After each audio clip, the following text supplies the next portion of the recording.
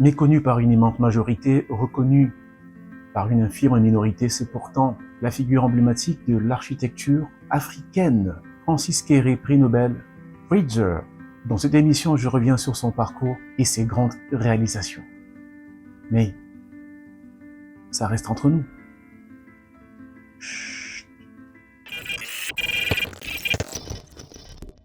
Alors les amis, avant d'aller plus loin sur l'histoire de Francis Kéré, ce Burkinabé que la plupart ignorent, mais qui a pourtant marqué d'une pierre blanche le domaine artistique, notamment architectural, je vous demande de partager cette vidéo, partagez à tous vos amis qui viennent du Burkina Faso, d'Afrique et du reste du monde, et surtout abonnez-vous à la chaîne si vous souhaitez voir plus de contenu comme celui-ci à l'avenir. Alors Francis Kéré dont je vous parle, c'est un Burkinabé, c'est un génie de l'architecture, c'est un révolutionnaire, comme on va le voir dans cette vidéo.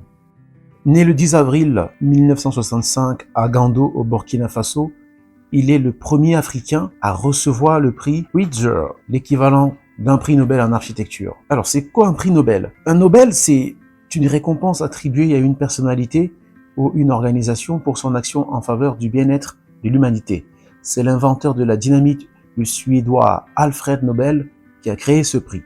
Le premier Nobel a été décerné en 1901. Francis Kéré a donc eu le sien en 2022 pour ses travaux et sa révolution dans le domaine de l'architecture.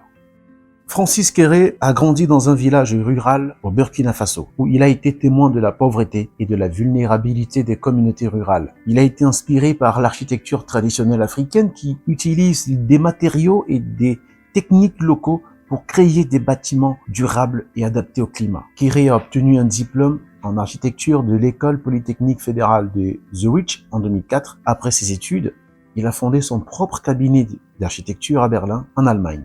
Le travail de Kéré se concentre sur l'utilisation de matériaux et de techniques locaux pour créer des bâtiments qui répondent aux besoins des communautés rurales. Il utilise souvent de la terre crue, du bois et du bambou qui sont des matériaux durables et abordables. S'appuyant sur son style unique, économique et écologique, Francis Kéré a créé de nombreuses œuvres à travers le monde, mais surtout en Afrique, son continent d'origine. Cette école primaire de Gando, son village natal, son village d'origine, a été construite en 2011 en terre crue et en bois. Elle est conçue pour être durable et adaptée au climat chaud et sec du Burkina Faso. C'est justement ce style de construction qu'il faut en Afrique. Je parle sous le contrôle des architectes qui regardent cette émission pour avoir été moi-même informé par une architecte sur la nécessité de construire en briques, étant donné qu'on est dans un contexte tropical. Les maisons en briques autobloquantes en terre battue sont mieux adaptées au climat africain. Et c'est allant dans ce sens que Francis Kéré choisit ce type de construction, comme cette école primaire. En 2019, Francis Kéré a bâti cette bibliothèque nationale du Burkina en briques de terre cuites. Elle est conçue pour être un lieu de rencontre et de culture pour la communauté burkinabé et de développement communautaire de Léo, construite en bois en 2019, fait également partie des œuvres de l'artiste. Ce centre de santé est conçu pour fournir des soins de santé de qualité aux communautés rurales du Burkina Faso. Francis Kéré, prix Bridger, qui est l'équivalent du Nobel dans l'architecture, est une fierté africaine que beaucoup de jeunes ne connaissent pas. Il a choisi un domaine un peu élitiste qui est l'architecture,